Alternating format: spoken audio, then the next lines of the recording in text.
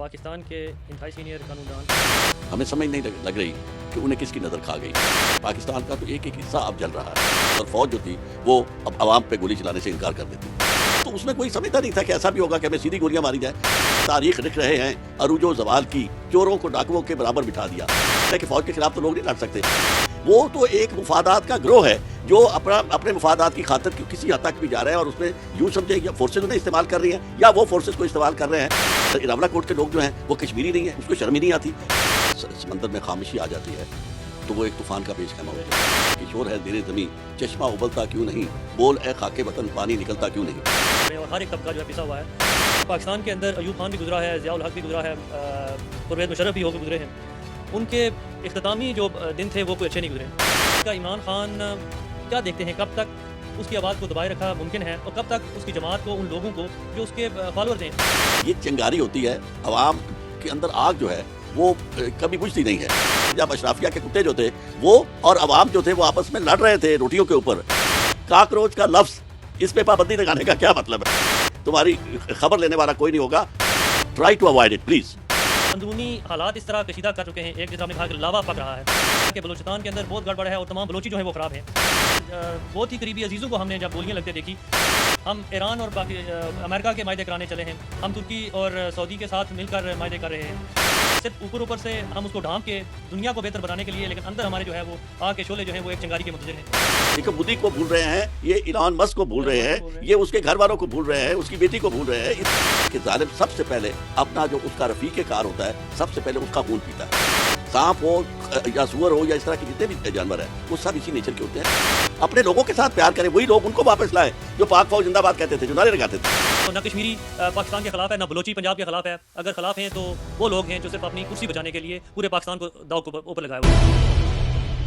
बिस्मिल्लाहिर्रहमानिर्रहीम। असरार अहमद राजा हाज़िर हैं। इस वक्त मेरे साथ मौजूद हैं पाकिस्तान के इंतहाई सीनियर कानूनदान आरिफ चौधरी साहब, हाई कोर्ट बार के साबिक़ सदर रह चुके हैं और सीनियर कानूनदान हैं सुप्रीम कोर्ट के। चौधरी साहब, एक तो आपको बरतानिया में खुश आमदीद, और साथ इस वक्त बताएं कि पाकिस्तान के अंदर हालात कैसे हैं, आवाम और हुकूमत के दरमियान हम जो सुनते या देखते हैं उसमें कुछ हमआहंगी नज़र नहीं आती।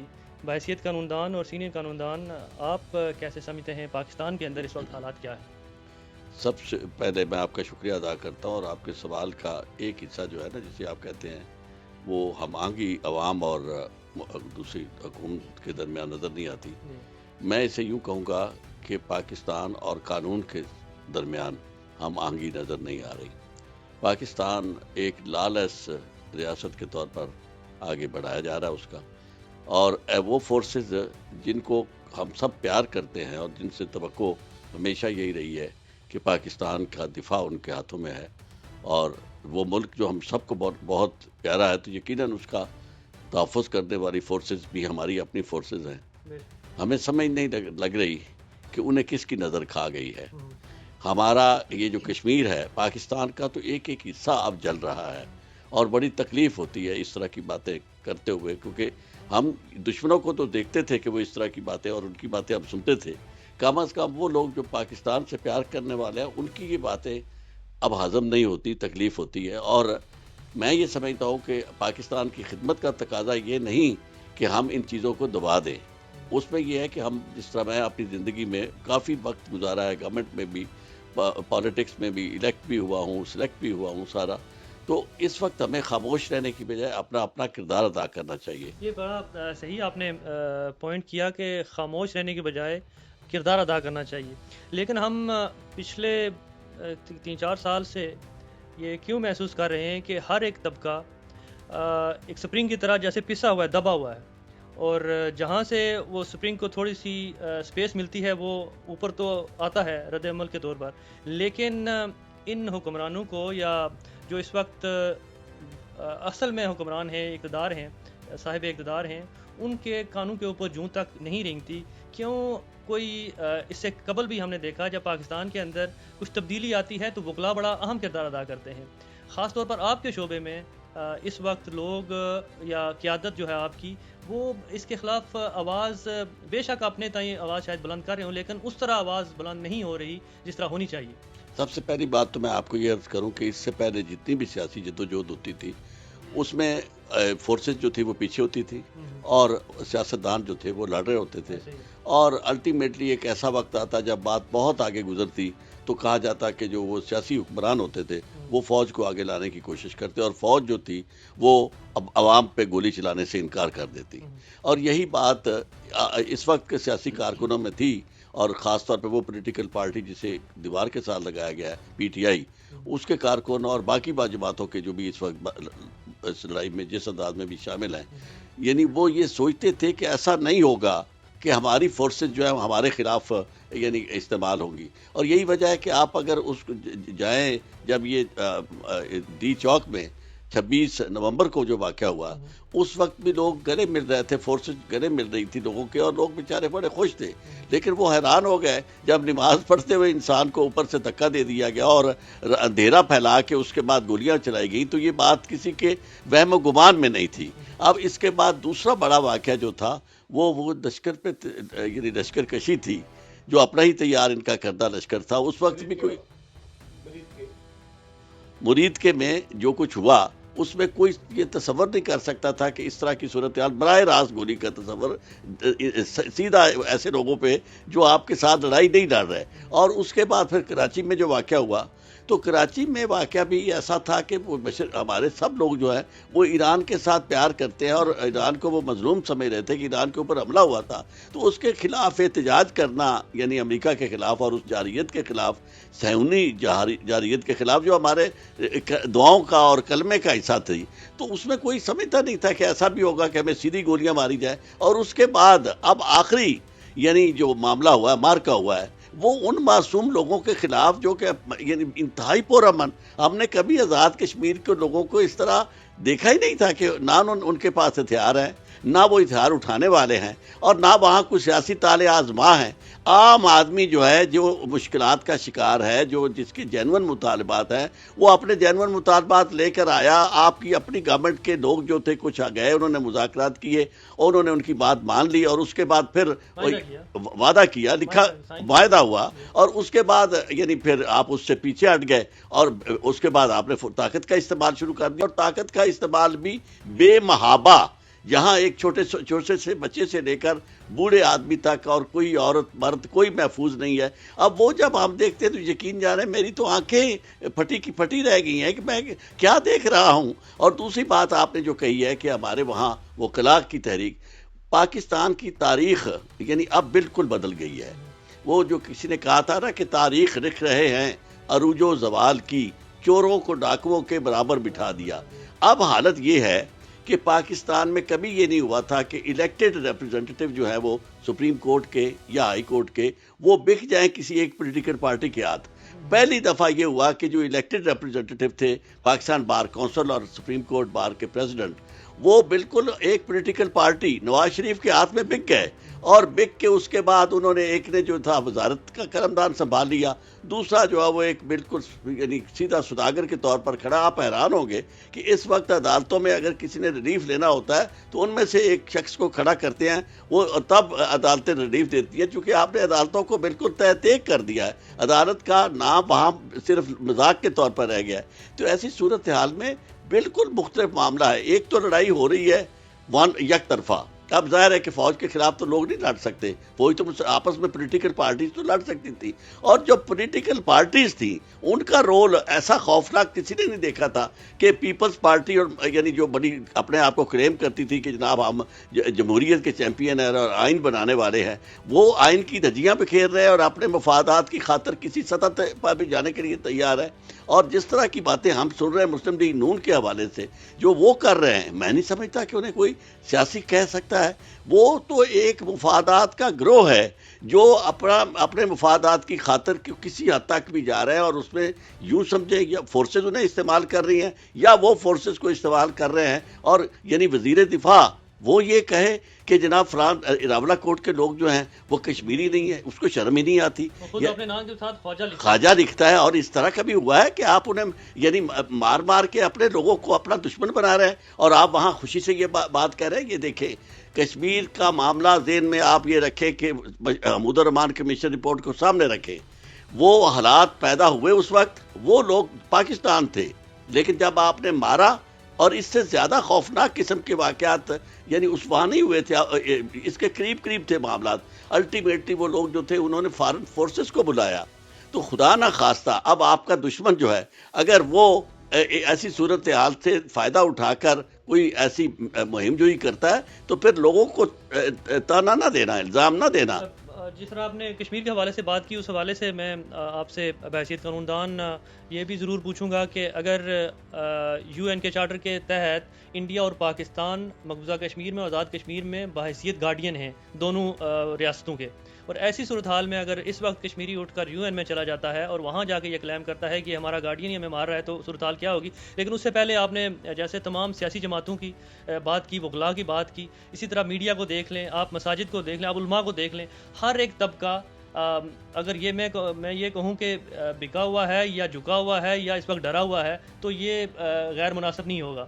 ہر ایک طبقہ جب اس صورتحال میں چلا جائے تو ایسی صورتحال میں وہ معاشرہ، وہ سوسائٹی کیا سمجھتے ہیں، وہ انتہائی تنزل اور زوال کا شکار ہے. اس کے بعد ایک آخری لمٹ آتی ہے، عروج ہوتا ہے یا زوال ہوتا ہے. زوال جب انتہائی لمٹ پر پہنچ جاتا ہے تو اس کے بعد وہ انقلاب کی طرف جاتا ہے. کیا دیکھتے ہیں پاکستان میں؟ آپ دیکھیں کہ جب سمندر میں خاموشی آ جاتی ہے تو وہ ایک طوفان کا پیش خیمہ ہوتی ہے. اب یعنی وہ بڑی بار بار میں نے یہ شعر سنایا بھی کہ شور ہے زیر زمیں، چشمہ ابلتا کیوں نہیں، بول اے خاک وطن پانی نکلتا کیوں نہیں. طال آزما سیاستدان اور حکمران ہمیشہ یہ سمجھتے ہیں کہ ہم نے طاقت کے ذریعے اتنا لوگوں کو نیچے دبا دیا ہے اور اپنے وسائل کو، ملکی وسائل کو استعمال کر کے ہم نے اس طرح کے بکاؤ ملا ان کو خرید دیا ہے اور اسی طرح بے ضمیر وکلا کو خرید لیا ہے اور تمام وہ طبقات صافی. آپ اندازہ کریں، میں تو ان پہ حیران ہوں، وہ یعنی بالکل یعنی ان کی زبان بول رہے ہیں. اس طرح کا بھی صافی کا یہ کام تھا. جی چوہے صاحب، آپ نے جس طرح ذکر کیا کہ پاکستان میں اس وقت طال ازما جو ہیں انہی کی حکمرانی ہے اور ان کی مرضی سے معاملات چل رہے ہیں اور ہر ایک طبقہ جو ہے پسا ہوا ہے. جس طرح آپ نے کہا کہ تاریخ کا ان کو مطالعہ کرنا چاہیے، کیونکہ پاکستان کے اندر ایوب خان بھی گزرا ہے، ضیاء الحق بھی گزرا ہے، پرویز مشرف بھی ہو کے گزرے ہیں. ان کے اختتامی جو دن تھے وہ کوئی اچھے نہیں گزرے اور آج کے معاملات بھی کچھ اسی طرف جا رہے ہیں. اللہ خیر کرے پاکستان کی. یہ بتائیے گا کہ جب بھی پاکستان کے اندر کوئی تبدیلی آتی ہے تو ہمیشہ اس میں ایک تو وکلاء اپنا کردار ادا کرتے ہیں، پھر جو عام لوگ ہیں اس کو موٹیویٹ کیا جاتا ہے، اس کو سڑک کے اوپر آتا ہے. پاکستان کے اندر ایک تحریک جو ابری، جو اسٹریٹ کے اندر اور خاص طور پر گزشتہ الیکشن کے اندر عمران خان کی صورت میں اور اس کی جماعت کی صورت میں ان کو دبا دیا گیا اور ابھی تک ان کو آواز جو ہے اس کو دبا کے رکھا ہوا ہے. اور اس وقت عمران خان خود جیل کے اندر وہ مقید ہیں. اس حوالے سے بات کیجیے گا، عمران خان کیا دیکھتے ہیں کب تک اس کی آواز کو دبائے رکھا ممکن ہے اور کب تک اس کی جماعت کو، ان لوگوں کو جو اس کے فالورز ہیں، اور ابھی تک حالانکہ اتنا عرصہ اس سے قبل بھی جماعتیں جو جب بھی زیر عتاب آئی ہیں تو اتنا عرصہ کسی نے گزارا نہیں ہے، بڑے تھوڑے عرصے میں ہی لوگ اپنی وفاداریاں تبدیل کرنے میں تیار ہو جاتے ہیں. لیکن عمران خان مضبوط اعصاب کا مالک ہے جو ابھی تک ان کے تمام جو ڈیلنگ ہے اس کے ساتھ جو میچ نہیں کر رہا اور ابھی تک جیل کو بھگت رہا ہے. تو کب تک یہ چلے گا اور کب تک یہ بہتری کی طرف ہم جا سکتے ہیں؟ میں آپ کو ایک عرض کروں کہ سب سے بڑی بات یہ ہوتی ہے کہ اگر لیڈر کا حوصلہ ہو جتنا عمران خان کا ہے تو کامیابی عوام کی ہوتی ہے، اس لیڈر کی ہوتی ہے. اس میں آپ کے سامنے نیلسن منڈیلا، چی گویرا اور اس طرح کے کتنے بڑے بڑے لیڈر ہیں جنہیں جیلوں میں کتنی دیر تک رکھا گیا اور الٹیمیٹلی وہ کامیاب ہوئے. اب بدقسمتی یہ ہے کہ نیلسن منڈیلا کے ساتھ اس وقت کا اپارتھائیڈ رجیم جو تھا، نسل پرست تھے، انہوں نے اس طرح کا سلوک نہیں کیا تھا. تحریک پاکستان میں یا تحریک آزادی میں، ہندوستان کی آزادی میں بھی لوگ بہت دیر تک، ابوالکلام آزاد، گاندھی جی اور بہت سارے لوگ جو تھے وہ رہے جیل میں، مسلمان لیڈر بھی رہے، لیکن کسی کے ساتھ اس طرح کا سلوک نہیں کیا گیا تھا جس طرح کا سلوک اب ہمیں نظر آ رہا ہے کہ عمران خان کے ساتھ کیا جا رہا ہے. لیکن جہاں تک عوام کے دب جانے کا تعلق ہے، میں آپ کو ایک عرض کروں، یہ چنگاری ہوتی ہے، عوام کے اندر آگ جو ہے وہ کبھی بجھتی نہیں ہے. اور اب موجودہ صورتحال میں عوام کی جو حالت ہے وہ اسی چنگاری کی طرح ہے جس کو کوشش کر کے اب نادان جو حکمران ہے وہ دبانے کی کوشش کر رہے ہیں، لیکن ساتھ ہو کیا رہا ہے؟ بھوک، افلاس اور اس طرح کی اور تشدد. آپ اندازہ کریں ایک طرف لوگوں کو روٹی نہیں مل رہی اور یعنی اشرافیہ جو ہے اس کی بالکل وہی حالت ہو گئی ہے جو آپ انقلاب فرانس کے بارے میں اگر فلم دیکھیں تو آپ کو وہ کیفیت نظر آئے گی کہ جب اشرافیہ کے کتے جو تھے وہ اور عوام جو تھے وہ آپس میں لڑ رہے تھے روٹیوں کے اوپر. تو آج وہی حالت ہے. تو یہ سمجھتے ہیں کہ شاید اس طرح دوبارہ سے چیزیں رک جائے گی. آپ ذرا کبھی غور تو کریں کاکروچ کا لفظ اس پہ پابندی لگانے کا کیا مطلب ہے؟ اور دوسری بات یہ ہے کہ آپ کسی جزیرے میں رہتے ہیں کہ بھئی جس کے اوپر اثرات، آپ سمندر میں ہیں اور اس سمندر کے اندر آگ لگی ہوئی ہے اور وہ سمندر کہاں سے چل رہا ہے. آپ کو نیپال بھی نہیں بھولنا چاہیے، آپ کو سری لنکا بھی نہیں بھولنا چاہیے، آپ کو ہندوستان کی موجودہ صورتحال میں جو کاکریج پارٹی جو تھی اسے جو رول ادا کیا. پاکستان کا نوجوان اس وقت میں آج آپ کو دعوے کے ساتھ کہتا ہوں جس سے یہ خوف زدہ ہیں وہ آگ برسانے والا بم بن چکا ہے اور اس کے ساتھ ہو کیا رہا ہے؟ تمام وسائل کے ذرائع جو ہے آپ نے ختم کر دی. اب تک جتنی بھی تبدیلیاں آئی ہیں اس میں یہی ہوا ہے عام آدمی اٹھے ہیں اور انہوں نے پھر نہ کچھ نہیں چھوڑا. میں آج یہ وارننگ دینا چاہتا ہوں اپنے حکمرانوں کو کہ خدا کے لیے یہ باتیں جو ہے نا کہ جی کوئی دفعہ ہم دعا کریں فلاں ہو جائے اور آخری انجام وہ اس کو چھوڑ دے، وہ تو اللہ تعالیٰ کا نظام ہے. آپ کو اس دنیا کے اندر جتنے بھی انقلاب آئے ہیں ان کے جینسز دیکھنے چاہیے اور ان کے اندر ایلیمنٹس جو تھے ان کو دیکھنا چاہیے. کوئی ایک چیز پیچھے نہیں رہ رہی. اب سارے وہ عنصر جو ہیں، سارے عناصر جو ہیں وہ مکمل ہو چکے ہیں. اب اس کے بعد آپ کی باری ہے، یا سمجھ لو اور عوام کو ان کا اقتدار واپس کرو اور دنیا میں آپ سرخرو ہو جاؤ، ورنہ یقین جانو کیا وہ کہتے ہیں کہ تمہاری خبر لینے والا کوئی نہیں ہوگا. اور پھر اس کے بعد تو نظام جو ہے قدرت کا اپنا ایک سلسلہ ہے جو آج تک سب کے ساتھ ہوا ہے. Try to avoid it please. بالکل صحیح. جنوبی ایشیا میں جس طرح آپ نے ذکر کیا سری لنکا کا، بھارت کا، بنگلہ دیش کا، اور اب اسی جو کڑی وہ چلتی آ رہی ہے ایک طرف سے اب آگے لگتا ہے باری پاکستان کی ہے. تو اس سے بچنے کے لیے اگر جس طرح آپ نے کہا کہ اگر عقل کے ہوش کے ناخن لیں تو بہتر ہے، ورنہ ایک مزید اس میں یہ بتائیے گا، ایک طرف ہم اندرونی حالات اس طرح کشیدہ کر چکے ہیں، ایک جس طرح آپ نے کہا کہ لاوا پک رہا ہے، بلوچستان کے اندر حالات اس طرح کے کر دیے ہیں. اب تو کشمیر کے اندر حالات دیکھنے کے بعد ہم لوگ جو میڈیا سے خاص طور پر جو تعلق رکھتے ہیں، جن کو یہ باور کرایا گیا کہ بلوچستان کے اندر بہت گڑبڑ ہے اور تمام بلوچی جو ہیں وہ خراب ہیں، جس طرح کشمیر کے اندر حالات ہم نے اپنے آنکھوں سے اور کانوں سے سنے اور دیکھے، اور اپنے قریبیوں کو، اپنے بہت ہی قریبی عزیزوں کو ہم نے جب گولیاں لگتے دیکھی، تو اب احساس ہوتا ہے کہ بلوچی بھی لگتا ہے کہ وہ غلط نہیں ہے، ان کو غلط بنایا گیا ہے. اسی طرح کا کشمیر کے اندر اب دیگر صوبوں کے اندر بھی اسی طرح کی آگ، سوائے پنجاب کے باقی تمام کو شاید یہ اشرافیہ جو ہے وہ پاکستان کا حصہ نہیں سمجھتے. اور دوسری طرف اگر آپ دیکھیں بین الاقوامی طور پر ہم ایران اور امریکہ کے معاہدے کرانے چلے ہیں، ہم ترکی اور سعودی کے ساتھ مل کر معاہدے کر رہے ہیں. ایسے حالات میں صرف ہم یہ ایسا نہیں لگ رہا کہ ہم صرف اوپر سے ہم اس کو ڈھانپ کے دنیا کو بہتر بنانے کے لیے، لیکن اندر ہمارے جو ہے وہ آگ کے شعلے جو ہیں وہ ایک چنگاری کے منتظر ہیں. میں آپ کو ایک عرض کر دوں، یہ جن پہ تکیہ کر رہے ہیں نا، یہ اس سے زیادہ بدقسمتی کیا ہو سکتی ہے کہ جس پہ دنیا کا کوئی شخص ٹرسٹ نہیں کرتا، کوئی حکمران ٹرسٹ نہیں کرتا، نیٹو والے نہیں کرتے، اس کو یہ انہوں نے مائی باپ بنایا ہوا ہے. اور ہاں یعنی جس کو یہ اگلے لمحے کا پتہ نہیں، ابھی اس نے بات کی اگلے لمحے کے، اور دیکھ لینا آنے والے دنوں میں جب ان کی ضرورت بالکل نہیں رہے گی تو جو وہ ان کے ساتھ حشر کرے گا یہ انہوں نے کبھی سوچا بھی نہیں ہوگا. وہ جس کو بھی اس نے ذلیل کرنا ہوتا ہے اس کو وہ بہت اپنا فیورٹ قرار دیتا ہے. یہ مودی کو بھول رہے ہیں نا، دیکھو مودی کو بھول رہے ہیں، یہ ایلان مسک کو بھول رہے ہیں، یہ اس کے گھر والوں کو بھول رہے ہیں، اس کی بیٹی کو بھول رہے ہیں. اس طرح کا شخص اس پہ ٹرسٹ کر رہے ہیں. تو اس کی وجہ یہ ہے کہ اس طرح کے جب آپ شفاق ہو جاتے ہیں تو پھر آپ کو اپنے سے بڑا شفاق جو ہے اس کا سہارا ڈھونڈنا پڑتا ہے. سمجھتے ہیں کہ شاید میں اس کے ساتھ محفوظ رہ سکوں گا، لیکن تاریخ یہ بتاتی ہے کہ ظالم سب سے پہلے اپنا جو اس کا رفیق کار ہوتا ہے سب سے پہلے اس کا خون پیتا ہے، اس کے بعد وہ آگے بڑھتا ہے. تو یہ پاکستان کے اندر یہ سانپ کی بھی نیچر یہی ہوتی ہے. سانپ کی بھی نیچر یہ ہے. سانپ ہو یا سور ہو یا اس طرح کے جتنے بھی جانور ہیں وہ سب اسی نیچر کے ہوتے ہیں. اس لیے انہیں چاہیے اپنے آپ کو ان چیزوں سے اپنے لوگوں کے ساتھ پیار کرے. وہی لوگ ان کو واپس لائیں جو پاک فوج زندہ باد کہتے تھے, جو نعرے لگاتے تھے. ان سے کیوں محروم ہوئے ہیں؟